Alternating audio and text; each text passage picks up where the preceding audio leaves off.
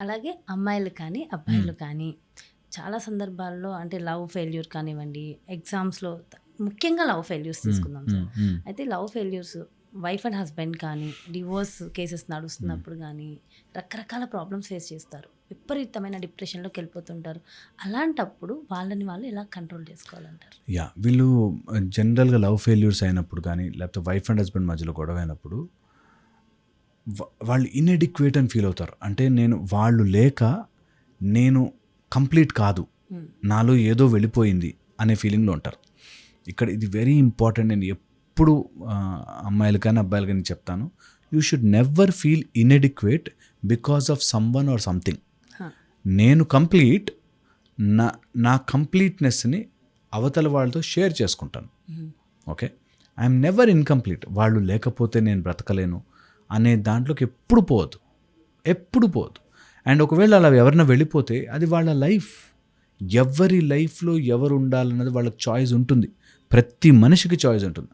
ఒక అమ్మాయి వాళ్ళ బాయ్ ఫ్రెండ్ నన్ను మొత్తం శాంతం ఎన్ని రోజులు తిప్పాడంటే అంతా మేము చాలా క్లోజ్ అయిపోయాము. దాని తర్వాత ఇప్పుడు నన్ను మోసం చేసి వెళ్ళిపోయాడు. నేను మర్చిపోలేకపోతున్నాను. ఆయన ఎలా ఉన్నాడు, ఇంట్లో పని మనిషి కన్నా ఉంటానండి అని స్టార్ట్ చేసింది. సో వెరీ ఇంపార్టెంట్ ఏంటంటే వాళ్ళు పని మనిషిగా ఉంటారా ఉండరా కాదు. ఒక మనిషి నిన్ను కాదని వెళ్ళిపోయాక లీగల్లీ ఫైట్ చేసుకో. బట్ మెంటల్లీ కామ్ ఉండాలి. ఎవరైనా మోసం చేస్తున్నారు, ఎవరైనా తప్పు చేస్తున్నారు, ఎవరైనా చీట్ చేస్తున్నారు, ఆర్ వైఫ్ అండ్ హస్బెండ్ మధ్యలో డైవర్స్ కూడా లీగల్లీ ఫైట్ చేసుకో. But mentally don't feel that వాళ్ళు లేకపోతే నేను ఇన్ఎడిక్వేట్, వాళ్ళ ఇంట్లో పని మనిషిగా నా చేస్తాను, నువ్వు లేకపోతే నేను బ్రతకలేను. ఇవి నిన్ను వీక్ చేస్తాయి. Because you feel you are half, you are empty, you are nothing. ఆ ఫీలింగ్ ఎప్పుడూ రానివ్వకూడదు, ఎప్పుడూ రానివ్వకూడదు. అండ్ ఎవరైనా అట్లాంటివి చేస్తే మీరు ఏదైతే బాధపడుతున్నారో ఆ బాధ మీకు తిరిగి వాడిని ఎఫెక్ట్ చేస్తుంది కర్మ సిద్ధాంతం. కంపల్సరీగా. అందుకని డు నాట్ ఆ కర్మ మీకు అంటకూడదు. ఒకవేళ ఎవరైనా మిమ్మల్ని వద్దు అనుకుని వెళ్ళిపోతే ఖచ్చితంగా బాధ ఉంటుంది. కొంచెం తొందరగా బయటకు రావాలి. కింద పడ్డాం, దెబ్బ తగిలింది, అంతే. అందరికీ నొప్పి ఉంటుంది. Very good. మానడానికి టైం ఇస్తే మానిపోతుంది. పుండును మళ్ళీ మళ్ళీ టచ్ చేస్తే పెద్దదవుతుంది, తగ్గదు. సో అందుకని ఎప్పుడైనా అలా జరగకూడదు ఎవరికి. అలా బాయ్ ఫ్రెండ్ గర్ల్ ఫ్రెండ్ మధ్యలో గొడవ వచ్చింది, వైఫ్ అండ్ హస్బెండ్ డైవర్స్ వస్తే ఎంత తక్కువ దాని గురించి మాట్లాడతాం, తొందరగా మర్చిపోతాం. వీళ్ళు ఏమైందంటే కనిపించిన వాళ్ళందరికీ చెప్పండి స్టోరీ స్టార్ట్, మళ్ళీ ఫస్ట్ నుంచి టేప్ రికార్డర్ వేసి మళ్ళీ నాకెలా జరిగిందంటే రోజు ఆలోచించుకుంటాం. పుండుని ఎప్పుడైతే టచ్ చేస్తూ ఉంటామో అది మానదు. మారదు. అందుకని ఎనీథింగ్ రాంగ్ హ్యాపెన్స్, అయిపోయింది, ఇంకా దాన్ని ఇగ్నోర్ ఇట్, హ్యాపెన్. పక్కన పెట్టేసేయాలి. అదే మానిపోతుంది. మీరు చూస్తూ ఇంత తొందరగా మర్చిపోవచ్చా, ఎందుకు మర్చిపోలే అనిపిస్తుంది. Okay, life is big. ఎవ్వరు కూడా అలా చిన్న చిన్న వాటికి రెస్ట్రిక్ట్ అవ్వకూడదు. అలాగే చాలామంది అబ్బాయిలు అంటూ ఉంటారు, మ్మ్. అమ్మాయి నన్ను మోసం చేసింది అని చెప్పినప్పుడు ఒకరికొకరు చెప్పుకుంటుంటారు. నేను చాలా సందర్భాల్లో విన్నాను సార్ ఇది. అవును, ఈ అమ్మాయిలందరూ ఇంతే, అమ్మాయిలందరూ ఆ అంటారు. అమ్మాయిలందరూ ఇంతే, అబ్బాయిలను మోసం చేస్తారు. నిజమేనా? ఓన్లీ అమ్మాయిలే అబ్బాయిలను మోసం చేస్తారంటారా? అట్లా ఎక్కడ ఉండదండి. నేను ఇది ఎప్పుడు నమ్ముతాను తెలుసా, ఒక్కటి జనరలైజ్ అండ్ స్టాండర్డైజ్ చేయకూడదు. ఓకే, అందరు డాక్టర్లు ఇంతే, లేకపోతే అందరూ గురువులు ఇలాగే ఉంటారు, అమ్మాయిలందరూ మోసగాళ్ళు, అబ్బాయిలందరూ మోసగాళ్ళు, ఇట్లా ఎక్కడ దేనిలోనూ జనరలైజ్ చేయలేం. జనరలైజేషన్ అసలు పనికిరాదు మనకి. ఎప్పుడైనా ఇలాంటి విషయాలు స్టోరీస్ వచ్చినప్పుడు, ఇలాంటి సందర్భం జరిగినప్పుడు ఒక ఫీలింగ్ వస్తున్నారు, ఏంటి చాలా చూస్తున్నాం ఈ మధ్య, అందరు ఇట్లాగే తయారయ్యారేంటి అని. ఇప్పుడు యూత్ అందరూ పాడైపోతున్నారండి అంటారు. అసలు ఛాన్సే లేదు. యూత్ అందరూ పాడుగారు. అమ్మాయిలందరూ ఇలా అయిపోతున్నారండి, అమ్మాయిలు అందరూ అవ్వరు. ఒక పర్సంటేజ్ ఉంటుంది, కొంచెం పెరుగుతుండొచ్చు ఎక్కువ.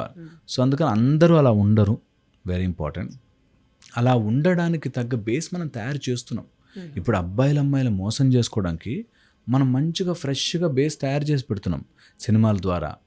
ఏముంది, తప్పేముంది అని కానీ, కొత్తగా లివ్ ఇన్ రిలేషన్షిప్స్ అని కానీ, సిచ్యువేషన్షిప్స్ అని కానీ, ఇలా ఏవో పేర్లు పెట్టేసి సిచ్యువేషన్షిప్స్ ఏంటో కొత్తగా వచ్చాయి. ఇష్టం అంటే బౌండరీస్ లేకుండా నేను ఏదైనా చేసుకుంటే డైరెక్ట్ అన్నట్టు.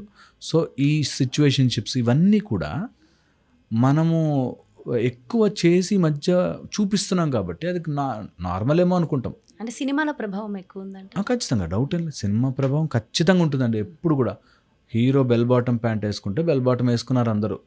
హీరో ఇక్కడ ఇలా కట్ చేసుకుని ఉంటే అందరూ కట్ చేసుకుని హెయిర్ స్టైల్ తయారు చేశారు. అట్లాగా anything what is happening in the movies అది రియల్ లైఫ్లో మిమిక్ చేయడానికి చూస్తారు చాలామంది. రియల్ లైఫ్లో ఎందుకు మనకు ఎన్నో క్రైమ్స్ నేను ఆ సిరీస్ చూసి ఆ సిరీస్ దగ్గర నేర్చుకుని నేను క్రైమ్ చేశానని చెప్పిన వాళ్ళు చాలామంది ఉన్నారు. సో అందుకని అందరూ అవ్వరు, అందరూ చెడు కాదు, అందరూ మంచి కాదు. బట్ మన సైడ్ నుంచి మనం చాలా జాగ్రత్తగా ఉండాలి. అందరూ దొంగలు ఇంట్లో పడరు, కానీ ఎప్పుడైనా దొంగలు వస్తే దోచుకుంటారని చెప్పి మనం లాకర్లు అవన్నీ పెట్టుకుంటాం. అట్లాగా అది every one should have that understanding that నా లైఫ్లోకి చెడు పీపుల్ రారు, వచ్చినా నాకు తెలుసు ఎలా డీల్ చేయాలో అనేది గ్రేట్ క్వాలిటీ. ఎక్కువ మంది మోసపోతూ ఉంటారు. అసలు అంటే మోసపోవడానికి రీజన్స్ ఏంటి? నమ్మడం.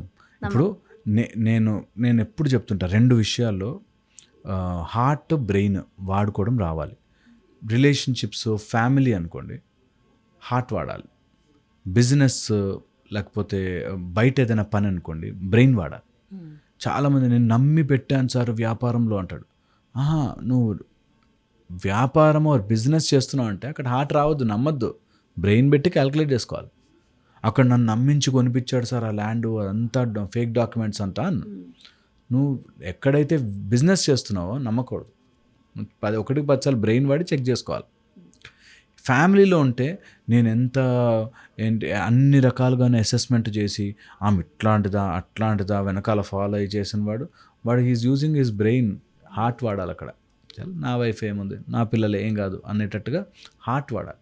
ఈ 2 ఎప్పుడైతే కాన్ఫ్లిక్ట్ అవుతుందో అప్పుడు మోసపోయే ఛాన్సెస్ ఎక్కువగా ఉంటాయి.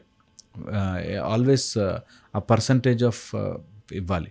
కానీ ఎక్కువగా ఉండేది ఎప్పుడైతే మనం బ్రెయిన్ వాడాల్సిన చోట హార్ట్ వాడాల్సిన చోట బ్రెయిన్ వాడుతుంటామో అక్కడ ఇష్యూ పెరిగిపోతుంటుంది. సో అందుకని మనసుని ఎక్కువ ఎంటర్టైన్ చేయకుండా నీకు కావాల్సిన లిమిట్లో కనుక పెట్టుకోవడం స్టార్ట్. అందుకే నేను ఎప్పుడు మైండ్ మాట్లాడుతుంటా. నీ మైండ్ని కంట్రోల్ చేసుకోగలిగితే ఆటోమేటిక్గా అన్ని కంట్రోల్ అవుతాయి. ఆటోమేటిక్గా అన్ని మైండ్ కంట్రోల్ అంటే ఎలా అవుతుంది? మైండ్ కంట్రోల్ అంటే మైండ్ని అర్థం చేసుకోవాలి. మైండ్ని అర్థం చేసుకుని ప్రాపర్టీస్ ఆఫ్ మైండ్ తెలుసుకుంటే అందులో దేన్ని మైండ్కి మనం అంటిస్తామో అది అంటుకుని ఉంటుంది. ఓకే, మైండ్కి అదొక అలవాటు. దేన్ని రిపీట్ చేస్తుంటామో అది మైండ్ గుర్తుపెట్టుకుంటుంది. నేను రోజు బాధ మైండ్ గుర్తుపెట్టుకుంటే బాధపడాలి వీడికి, ఈజ్ ఓన్లీ ఏడుస్తూ ఉంటాడు, నా కష్టాలు అని చెప్పుకోవడం.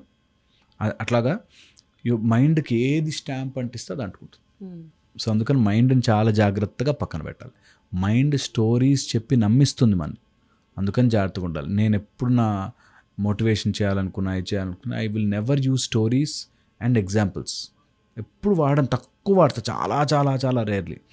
ఎందుకు స్టోరీస్ అవన్నీ చెప్పనంటే మన మైండ్ స్టోరీస్ లాగా ఉండి ఇంకా స్టోరీస్ చెప్తే నమ్మే స్టేజ్లో ఉన్నారంటే చిన్నపిల్లల్లా ఉండిపోయాం. So do not believe in stories. Mind మీకు చెప్పే స్టోరీస్ అని నమ్మద్దు. మైండ్ బోలెడు చెప్తుంది, చాలా విషయాలు చెప్తుంది, ఇది అది అని చెప్పి స్టోరీ. మైండ్ని ఎక్కువ ఎంటర్టైన్ చేయొద్దు. మనకు ఎప్పుడు చెప్పేవారు మనసుని చాలా జాగ్రత్తగా దూరం పెట్టు, మనసును దూరం పెట్టు. ఇప్పుడు నేర్పించేది ఆపోజిట్లో మనసుకు నచ్చింది చేయి, మనసుకు నచ్చింది చేయడం స్టార్ట్ చేస్తే మనసుకు నచ్చినవన్నీ జరగకపోవచ్చు. ఇప్పుడు ఒక అమ్మాయిని ప్రేమించాడు, మనసుకు నచ్చిన అమ్మాయిని ప్రేమించాడు. కొంచెం స్టేజ్ అయ్యాక ఆ అమ్మాయికి వీడు నచ్చకపోవచ్చు, ఆర్ ఏదో కారణంగా జరిగిపోవచ్చు. ఈ మనసు నచ్చేసింది కాబట్టి మొహం మీద యాసిడ్ పోయడానికి వెనకాడ్డు, లేకపోతే వీడు మర్చిపోలేక మందు దాగి రోడ్డు మీద పడిపోవడానికి వెనకాడ్డు. అందుకని మనసును టూ మచ్గా ఎంటర్టైన్మెంట్ చేయొద్దు. మనసును ఒక లిమిట్లో పెట్టాలి. దానికి కావాల్సింది దొరికితే ఆపర్చునిటీ ఉంటే వస్తుంది, లేకపోతే లేదు అనేది నేర్పించాలి. ఇది చాలా ఇంపార్టెంట్. ఇది అర్థం చేసుకుంటే ఐ థింక్ ఎవ్రీథింగ్